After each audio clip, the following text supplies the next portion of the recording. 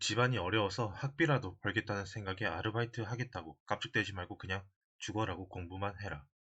공부는 궁극적으로 엉덩이 무거운 사람이 이기는 게임임을 명심해라. 그리고 최고의 학교에 들어가거나 최고의 장학금을 반드시 타라. 그게 아르바이트 하는 것보다 훨씬 더 짭짤한 좋은 돈벌이라는 것을 기억해라. 이성교재? 개소리 하지 말고 시간을 아깝게 여기고 바보처럼 공부만 해라. 명심해라.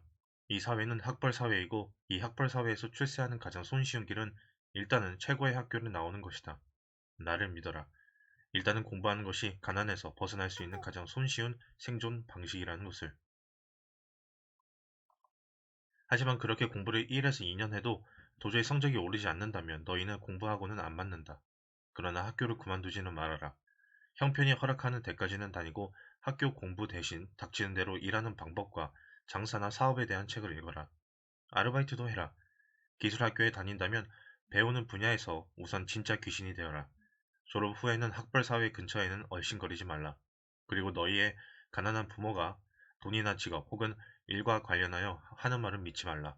한 귀로 듣고 다른 귀로 흘려버려라. 절대 절망하지 말라. 너희에게는 다른 길이 있고 그 길에는 돈을 벌 수 있는 방법들이 도처에 널려 있음을 믿어라. 90년대생이 경험하는 불평등에 대해 세습 중상층 사회는 학생 개개인의 성적을 따져봐도 중학교 성적에서 부모의 소득과 학력은 큰 영향을 미친다는 사실을 통계적으로 보여준다. 하류층 초등학생들에게 인류대 대학생들을 가정교사로 1대1로 붙여주고 그 비용은 내가 사랑의 열매를 통해 지원하면서 상황을 지켜보았던 적이 있다. 1년이 안 지나서 나는 그 지원을 중지하였다. 도대체 과외를 시킨 결과가 전혀 안 보였기 때문이다. 탈북자가 중국에서 낳은 아이는 국적이 중국이므로 한국 정부에서 지원을 하여 주는 것이 전혀 없었다. 그런 아이들을 교육하는 곳에 있었기에 한국어 교육 담당 교사를 지원하였던 적이 있는데 한참 지나서 수업을 처음으로 참관한 날 저녁 나는 그 지원을 끊어버렸다. 학생들 중 어느 한 명에게서도 배우려는 태도를 보지 못했기 때문이다. 이 배우는 것조차 포기한 가난한 아이들을 변화시키는 법은 나도 모른다.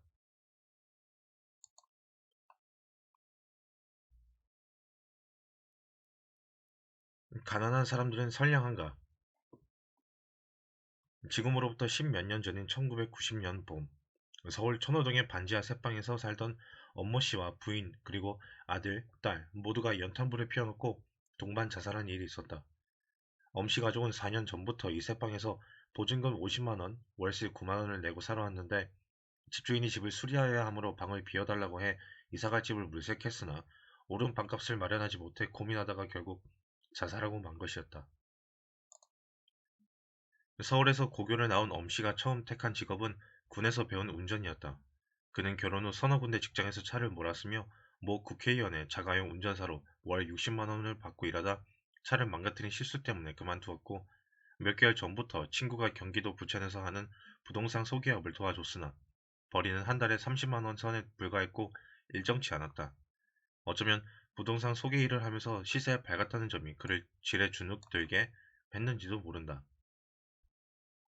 엄씨는 이남 1녀의 맞이였다. 그래서 서울 변두리에서 동생과 함께 사는 부모를 모실 수 없는 상황을 늘 괴롭게 여겼지만 죽기 며칠 전에도 아니, 노모에게 생활비로 15만 원을 붙였다. 부인은 집에서 자주 미싱을 하며 생계를 꾸렸으나 죽기 얼마 전 전세 목돈을 만들고자 재봉틀마저 팔았다. 그러나 이때 받은 76만 원은 옮겨갈 방을 구하는 데 그다지 도움이 되지 못했던 것 같다. 이 대신 어린 아이들은 그냥 그날 일기장에 이렇게 적었다. 엄마가 미싱을 팔았다. 그래서 기분이 좋았다. 오늘은 TV 소리가 잘 들렸기 때문이다. 방 안도 참 깨끗해졌다. 명성교회 신자였던 엄씨는 유서에 이렇게 적었다. 주님께서 현숙한 처녀를 어머님 눈에 띄게 하셔서 좋은 아내를 주셨고 귀여운 남매까지 선물로 주시는 축복을 허락하셨다. 얼마나 행복할 수 있는 가족인가. 그러나 다만 한 가지 나에게 물질의 축복, 남들처럼 돈 잘 버는 재주만은 주지 않으셨다. 가족들이 함께 머물 수 있는 한 뼘의 공간이라도 허락하셔서 가엾은 부모님을 모시고 하나님 뜻대로 살 수 있다면 얼마나 좋을 것인가. 하나님도 이제 없는 자의 소원을 들어주어 그들에게도 방을 마련해 달라. 집을 비워달라는 얘기를 들은 후부터 고민에 빠져 하루도 마음 편할 날이 없었다. 집 문제 하나 해결 못하는 무능한 가장, 이런 남편을 하늘처럼 섬기며 불평 한마디 해본 적 없는 늘 쾌활한 아내. 당신은 정녕 천사이니라. 이 나쁜 짓을 하면 하나님께 혼난다는 말을 중얼거리는 아이들. 너희도 정녕 천사이리라.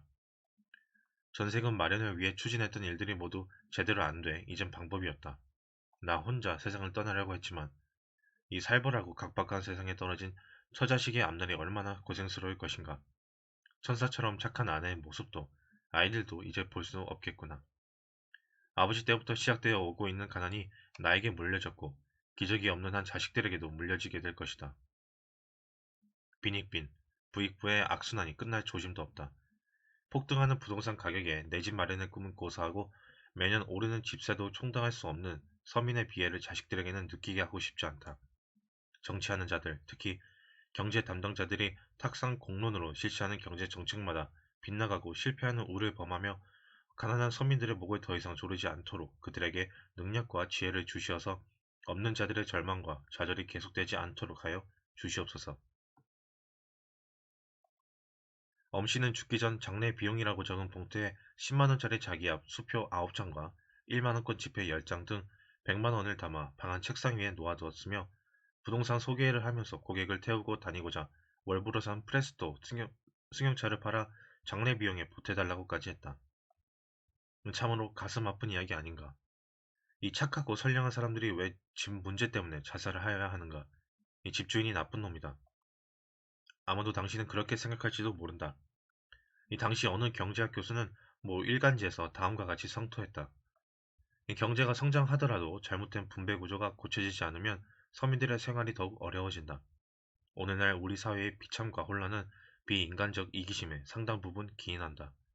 공정한 분배를 위한 제도, 개혁들이 좀처럼 이루어지지 않는 이유도 여기에 있다. 우리 국민들이 모두 하나가 되어 가난한 집의 아이들이 다시는 가난하기 때문에 죽는 일이 없도록 다 함께 생각하고 노력해야 할 것이다.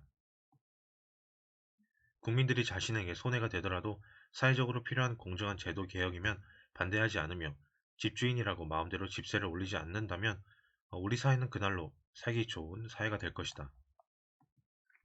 나는, 나는 다르게 생각하느냐고? 그렇다. 첫째, 나는 듣기 좋은 멋진 말을 하는 그 교수가 세를 놓고 있는 집이 있다면 당연히 시세에 따라 세를 받을 것이라고 확신한다. 그리고 자기 딴에는 자기 마음대로 집세를 받은 것은 아니라고 생각할 것이다. 과연 세입자들도 그렇게 생각할까?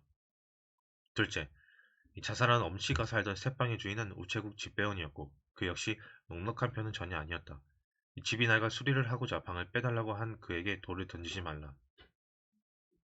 셋째, 이 집주인들이 마음대로 집세를 올리지 못하게 되면 가난한 사람들이 살기 좋은 나라가 된다는 것은 망상에 지나지 않는다.